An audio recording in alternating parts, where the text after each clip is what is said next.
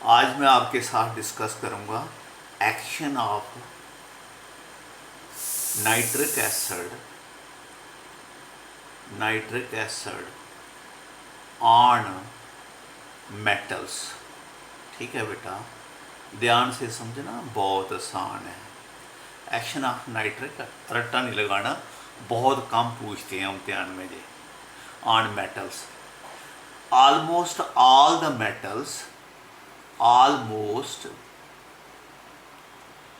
all the metals all the metals metal react with nitric acid.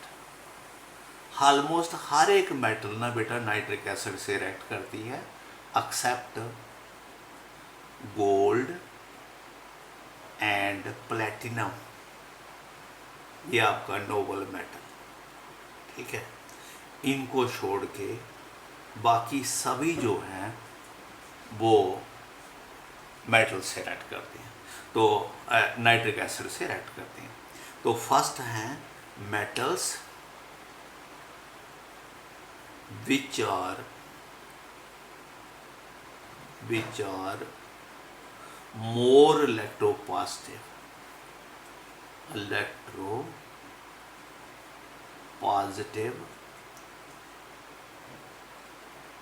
Then hydrogen. वो जो more electropositive है, ठीक है, तो they react with dilute as well as concentrated nitric acid. ठीक है बेटा, देखो ये एग्जाम्पल, ये है आपका सोडियम, ये आपका नाइट्रिक एसिड है, तो ये इससे मिलके NaNO3 बना लेता है और हाइड्रोजन गैस को लिबरेट कर देता है। बैलेंस करना है, ये 2 टाइम हो जाएगा, ये 2 टाइम हाइड्रोजन गैस निकल जाएगी। हाँ, ये आपका मैग्नीशियम है, ये आपका नाइट्रिक एसिड है, it will change into magnesium nitrate, इसकी बैलेंसी 2 लग जाएंगे, प्लस हाइड्रोजन गैस लिबरेट होगी, ये आपका 2 टाइम। अब ये रिएक्शन कैसे हो रही है, कोई भी मेटल लिख लोगे तो समझा के बैलेंसी के हिसाब से NO3 लग जाएंगे।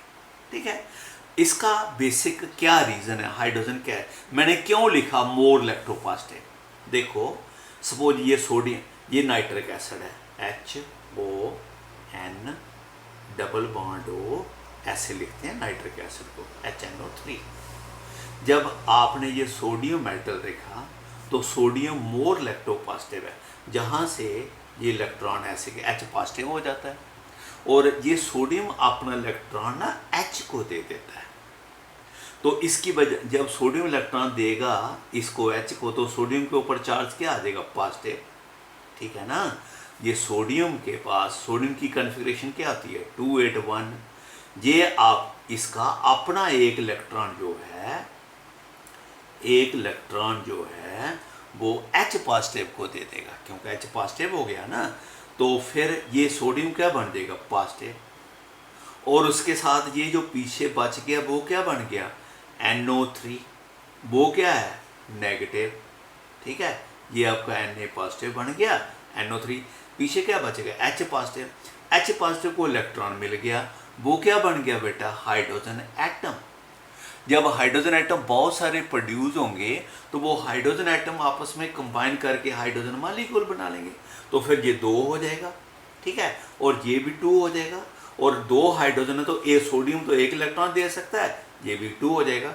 तो ये इस तरह से हम इसको एक्सप्लेन करते हैं, क्योंकि अगर ये मेटल मोर इलेक्ट्रोपॉजिटिव है किससे, हाइड्रोजन से, तो तभी हाइड्रोजन को इलेक्ट्रॉन देगी। अगर हाइड्रोजन को इलेक्ट्रॉन देगी तो सभी रिएक्शनें इसी तरह से होंगी। ठीक है, ये हो गया बेटे पहली रिएक्शन। जहाँ बेटे और भी लिख सकते हो, हैं जिंक भी लिख सकते हो, you can write zinc also, zinc भी लिख सकते हो, zinc plus nitric acid, it also gives you zinc nitrate NO3 2 और प्लस क्या हो गया, हाइड्रोजन। मेरी बात समझ गए आप, हैं? जिंक लिख सकते हो, मैंगनीज लिख सकते हो। तो ये बेटा इसकी रिएक्शन होगी। ओके, नाउ देखो सेकंड हम रिएक्शन लिखेंगे। ये जो रिएक्शन है विद डिल्यूट नाइट्रिक एसिड भी हो सकती है, कंसंट्रेटेड। एक है पैसिविटी, पैसिविटी ऑफ मेटल्स। ये बेटे पैसिविटी ऑफ मेटल ये है कि कुछ मेटल हैं लाइक आयरन, क्रोमियम, निकल एंड एल्युमिनियम। ये मेटल जो है lose their normal reactivity with nitric acid and become passive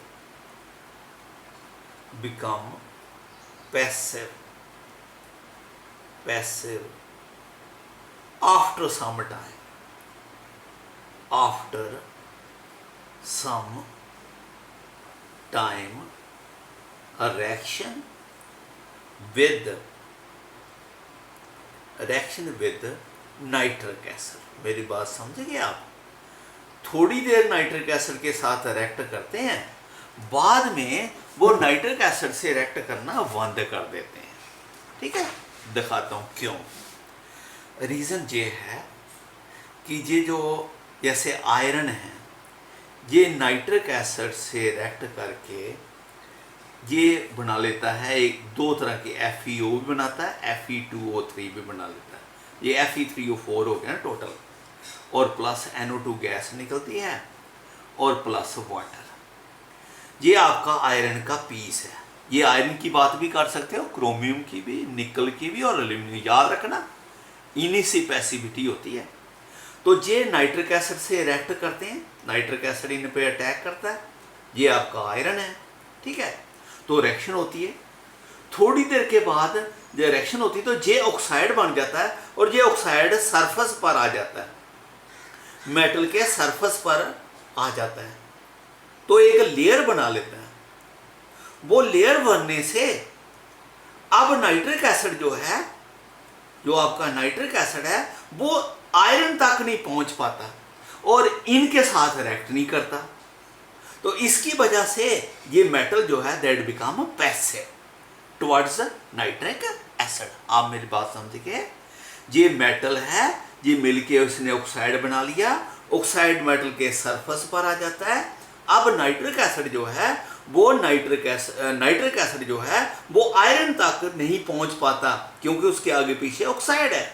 तो ऑक्साइड इसलिए ये जो फर्दर रिएक्शन होनी बंद हो जाती है। That is called as a passivity of metals. Now बेटा third, reaction with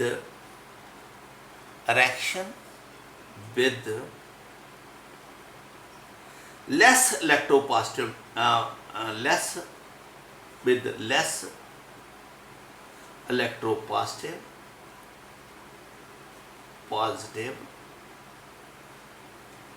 metals than hydrogen. ठीक है, उनकी जो इलेक्ट्रोपॉजिटिव कैरेक्टर है वो हाइड्रोजन से लेस है। ठीक है बेटा, देखो कैसे, जैसे आपका है बेटा कॉपर है, ठीक है, कॉपर है, सिल्वर है, मरकरी है, example copper, silver, mercury etcetera. ठीक है, जो हाइड्रोजन को अपना इलेक्ट्रॉन नहीं देते। तो इसमें रिएक्शन ऐसी होती है, ये मेटल जो है पहले नाइट्रिक एसिड से रिएक्ट करता है और बनाता है मेटल ऑक्साइड,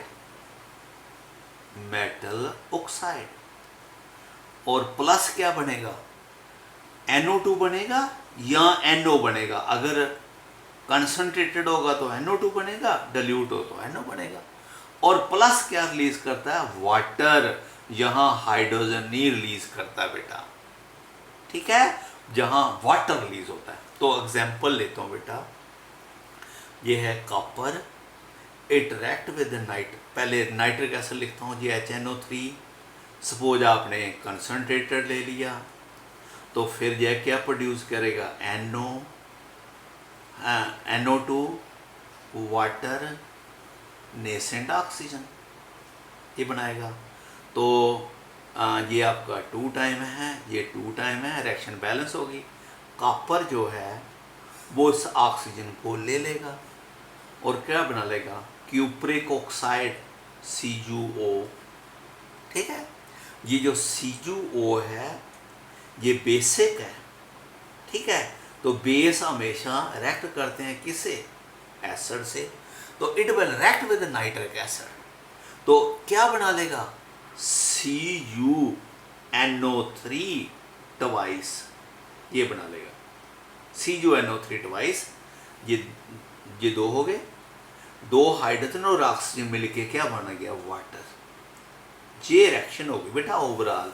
चलो इसको बैलेंस करते हैं, ये इसके साथ कैंसिल हो गया, ये इसके साथ कैंसिल हो गया, तो एक क्या आ गया आपका कॉपर, नाइट्रिक एसिड 2 इधर 2 इधर, कितने के 4 nitric acid, 4 time HNO3, you get ये CuNO3 twice, cupric nitrate plus 1 water 2 water हो गए, 2 मॉलिक्यूल ऑफ वाटर प्लस क्या बना बेटे, 2 टाइम NO2, ये रिएक्शन होगी बेटा। जहाँ जो भी लिखोगे मेटल उसके साथ रिएक्शन हो जाएगी, है। मरकरी लिखोगे HgO बन जाएगा, ठीक है।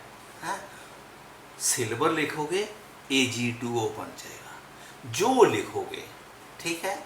नाउ थर्ड में सेकंड थर्ड, ये fourth, reaction with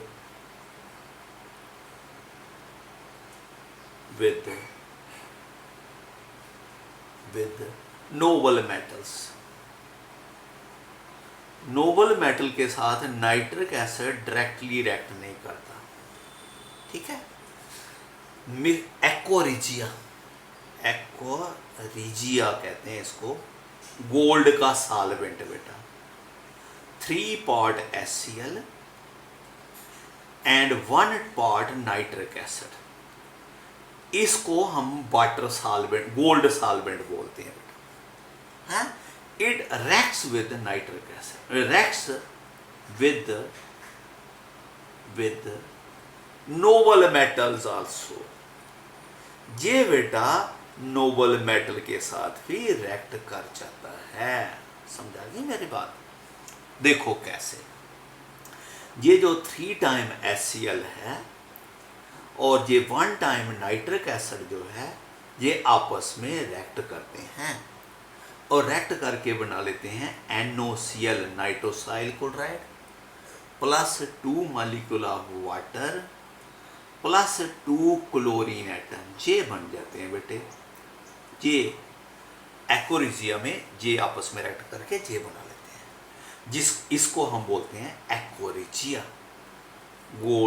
gold solvent, यानी इसमें गोल्ड भी घुल जाता है, इसलिए गोल्ड सॉल्वेंट।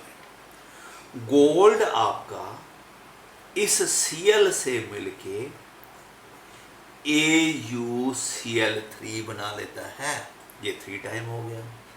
अगर आपका प्लेटिनम होगा वो आपका 4Cl से मिलके PtCl4 बना लेगा।